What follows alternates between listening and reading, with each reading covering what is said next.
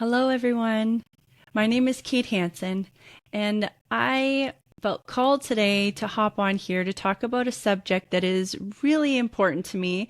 And it's showing up as important because it's creating a lot of emotion within me based on some recent conversations. So, the topic that I want to talk on is women supporting women in business. This was all spurred on by a conversation I had with an incredible fellow entrepreneur the other day. And when I was talking with her, she shared how, she was very open and honest, and she shared how it was a different experience trying to create income and revenue for her services. And we talked about the difference in how men support men in business and how often it comes across how women support women in business. And she had shared a story of doing this business for about 20 years. She was offering different types of services. And one of her biggest supporters, one of her clients who just adored her, was always telling her how great she was, what an impact she had on her life. As soon as she looked at her business and realized she needed to make some money, she decided to come up with a fee for service for ongoing services for people who, after they had paid for her initial services, this was something that for all of the support she continued to give and the planning she continued to give. And this big supporter became her loudest critic as far as we've already received what we need to from her, to the point that they were encouraging people to unsubscribe, unfollow, to move on from her services. And we both were talking about, one, how hurtful that is. Would that woman put all of her time, energy, money, resources towards something without getting something back in return financially? How many people are willing to work for free? So that's personal, on a personal kind of question and reflection. But we got talking about what we've experienced in this industry and in just what our experience has been working with different entrepreneurs. And it is something that continues to come up in a number of different ways. So I learned a lot from hearing her story, and I was so grateful that she was open and honest about it. But honestly, after offering years of free or underpaid support, this woman felt like it was a reflection of her, and it was something she was being hard on herself for. So I just think it's really interesting that this is a pattern that we can see, but nobody talks about it. So a deeper question would be, why do we expect women to give so much and hesitate when they're finally ready to receive something financially in compensation?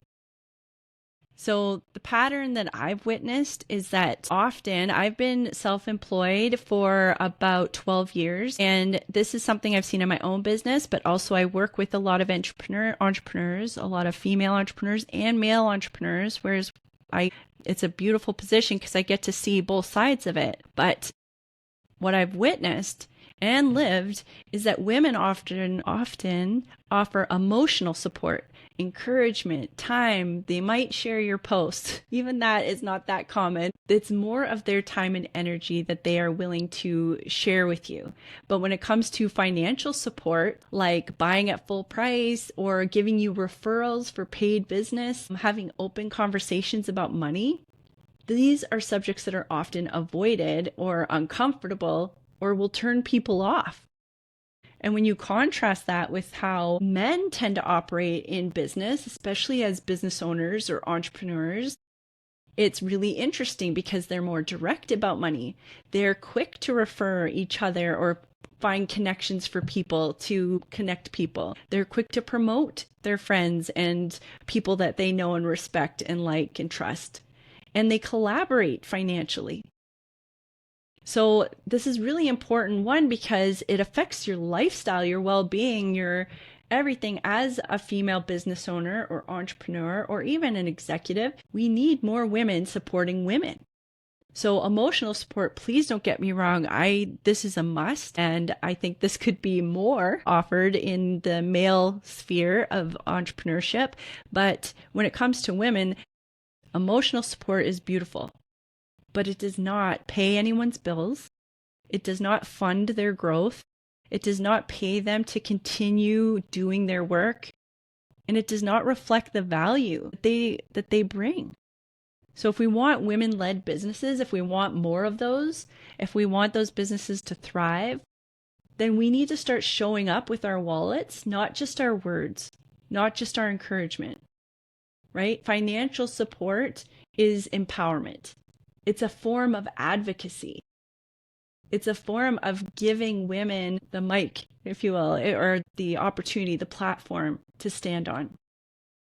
So like the bigger picture here is that I did research into this because I know that I've read about it in many books. I've read many articles on it, but I wanted to share some with you to show that this isn't just something I'm venting about. What is that women entrepreneurs face greater barriers when it comes to capital and networks. When women do support each other financially and professionally, business outcomes improve significantly, massively. Equal participation by women in entrepreneurship could add $2.5 to $5 trillion to global GDP. Okay, and I have the articles linked in the description. But this is proven if we were equal, how much that would bring, okay, globally. And then the other thing is that what can we start doing today? So these are the 5 things I was mentioning in the description. 5 things you could start doing today. Buy full price from women you know. Buy full price. Refer them for paid opportunities. Look for opportunities to set them up so that they get compensated. You don't lose when they gain, right? If anything, good karma, when they gain, you gain. Okay, number 3, what do I say? Okay, buy full price from women you know, that's 1. Refer them for paid opportunities, that's 2. Talk honestly about what you charge, what you earn, and what you expect to be paid. Let's normalize conversations about money so that women aren't ashamed or embarrassed to ask, and they're also not being underpaid because it's not being spoken of. Okay, no more whispering or guessing. Let's help each other out, give each other a ballpark, an idea of what to aim for. Okay, and let's stop asking for discounts from women who are building something brave. And it's in all of us to look for a great deal, and good marketing definitely gets that across. But the truth is, we pay when we value something. And so if you want to value that friend, that mentor, that family member who is working hard and they're really putting all of themselves into something, let's not ask them for a discount. Let's show them that we value what they're doing. Okay? And then this isn't about shaming. It's about power. I'm not calling people out. I'm calling people in. All right, I'm not calling you out. I'm calling you in. Join me. Most women were never taught to do this. Okay, we're learning in real time. We're learning as we go, and we have come so far. But I am also talking to women who started 20 years ago, 30 years ago, and talking to them about the realities they had to deal with. It's eye-opening, but it's also eye-opening how much still needs to change. Every intentional purchase, referral, and transparent conversation we have moves women in business forward. Okay, so the last thing I want to share on this is that if we want the wage and wealth gap to close, we can't wait for systems to change, for things outside of us to change. We can start with how we support each other. Financial support is one of the strongest ways to say, I see you, I value you, I believe in what you're building, I believe in what you're doing, I believe in what you're selling. That is the best message you could send them by financially supporting them. So my final call to action, if this resonated with you, ask yourself, what's one way I can support a woman in my life this week? Not just through encouragement, but financially. And if you've been a woman giving endlessly without receiving, I see you. And I hope that this gives you permission to ask for more.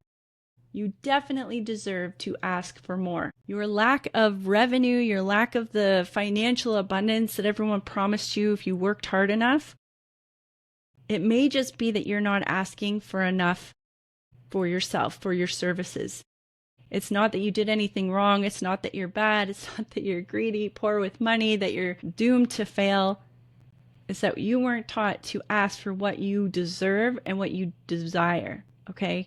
And that's what we want to start teaching people going forward. All right, I hope this message resonates with some of you. If it does, let me know your thoughts. I am totally open. Let's have a conversation. I'd love to hear different perspectives. All right, take care, everybody. Bye.